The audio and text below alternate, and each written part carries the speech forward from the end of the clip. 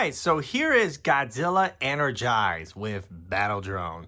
Now let me tell you something. This was lucky for me because I went to Walmart and I found two of them.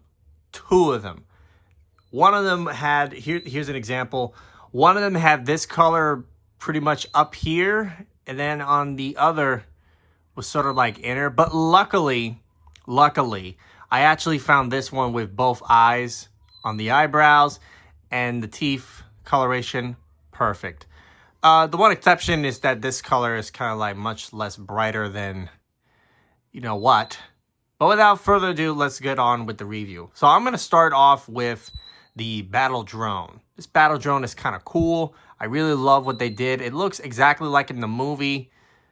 And yeah, that's pretty much the only accessory that Godzilla has, you know, other besides, you know, the supercharged Godzilla figure with fighter jet.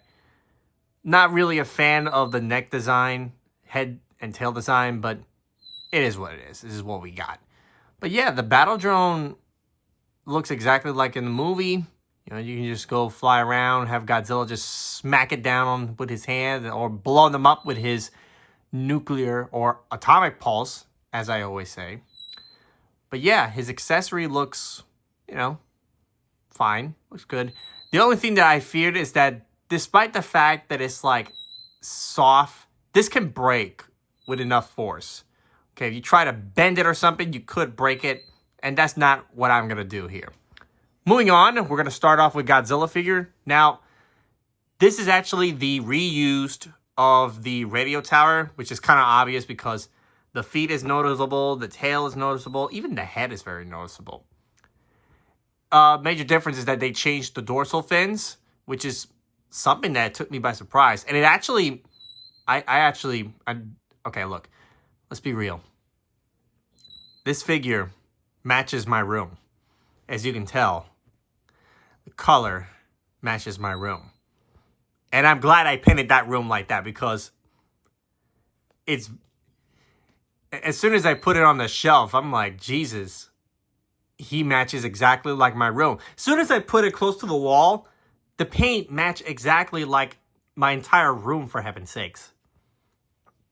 But yeah, it's kind of crazy. Same articulation as always, up and down, not going to bother. 360, jaws open and closes. The only major difference between them is that all of this is painted, with the exception of the tail, unfortunately. I think it sort of counts that the bluish color sort of matches, but hey, it is what it is. One thing that I got really bummed down about it is that the battle damage doesn't come off. I was really bummed down. I really wish they remove it and then you could put it back on. Why is it necessary to glue it in? I mean, you got a bunch of people so desperately trying to tear this thing off. You know, I tried it and it didn't work. I wouldn't dare damaging this because I may accidentally break it, leave it halfway, and I had to glue it back in. So it stays the way it is. It is what it is, and I can't do nothing about it. Right? But yeah, I really love, you know, it matches like the one, like in the film, he's so energized. With the exception of the head, unfortunately. I really wish they ended like part way from here, like maybe at least up here. But I guess, you know, paint job takes forever, I guess.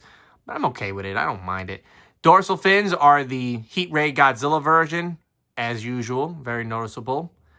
Its eyes, let's see if I can get, yeah. His eyes are blue, just like the previous one with the new Godzilla 2.0 Heat Ray, which is good.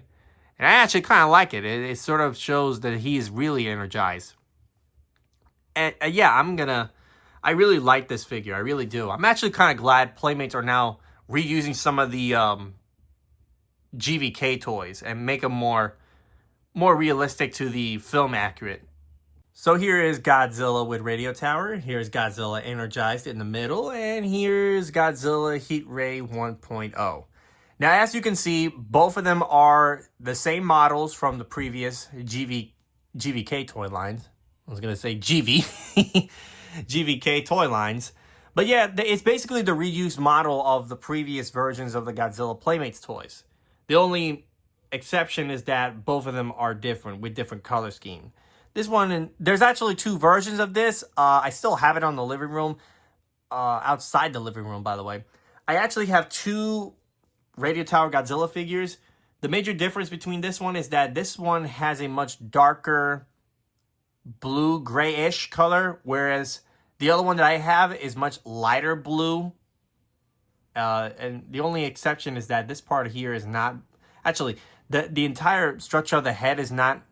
is basically like darkish, grayish blue. The only exception is that the jawline is like brightly blue alongside with the tail. And yeah, but I actually kind of like this version better because it's much more darker. I guess this is like a alternate version of the Godzilla Radio Tower figure when it was first released, but I really liked it. Now, Godzilla with heat ray stays the same. I really love this color, the dark grayish brush, I say gray brush, grayish brush color on him all the way somewhere around from the thigh. Both of them have this grayish color. The one exception is the Energized, because all of it is 100% blue. I'm not gonna lie, it's literally legitimate blue. And like I said before, it's basically a combination of the two. So basically Playmates sort of thought of using the Radio Tower figure and combining it with the translucent dorsal plates from the heat ray, and then you get Energized Godzilla. I actually kind of glad that Playmates went with those two ideas and sort of smushed them together, and you get Energized Godzilla. Last but not least, we're going to do a final comparison with the 2.0 Godzilla with heat ray with Godzilla Energon figure. Like I said in my previous video, the major difference is that both of them had different arm accessories, leg accessory, feet accessory, and tail accessory. The one things that have remained the same are the heads, the body, and its dorsal fins. So I really hope Playmates could make another 2.0 heat ray figure, but in Radio Tower body. I would love to see that with the same model of the 2.0 version applying to the Radio Tower Godzilla figure. I just really hope they apply that with the Radio Tower figure, but with orange eyes. So that's it for the review. I'm giving Godzilla Energon with Battle Drone probably around a 5. I'm not gonna lie. It's a 5. Well, not necessarily a 5. I'm gonna give it like a 4.2 out of 5. Maybe? I don't know.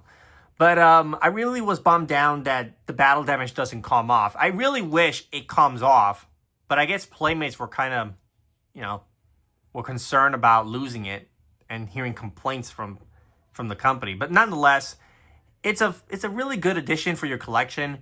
And yeah, it's going to be alongside with the new Empire figures up in the shelf. So yeah, thumbs up the video. Leave a comment down below with your thoughts about this figure. And don't forget to turn on the notification to see more of this stuff. So until next time, bye-bye.